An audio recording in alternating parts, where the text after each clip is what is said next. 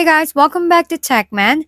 Today, let me show you transfer files from OneDrive to Google Drive. Transferring files from Microsoft OneDrive to Google Drive doesn't usually happen through a direct built-in move feature. So the most reliable method is a manual download and upload process. Start by opening OneDrive, selecting the files or folders you want to move, and then downloading them to your device so they're saved locally. This step is necessary because most cloud platforms don't allow full cross-service transfers in one click. Once the download is complete, open Google Drive in your browser or app, choose the destination folder where you want the files to go, and then use the new button followed by File Upload or Folder Upload to bring in the downloaded content from OneDrive.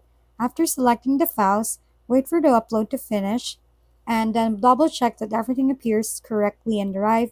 While there are some third-party tools that claim to sync or migrate cloud storage automatically, the safest and most universal complete compatible method remains manual transfer, especially when dealing with important documents or larger files.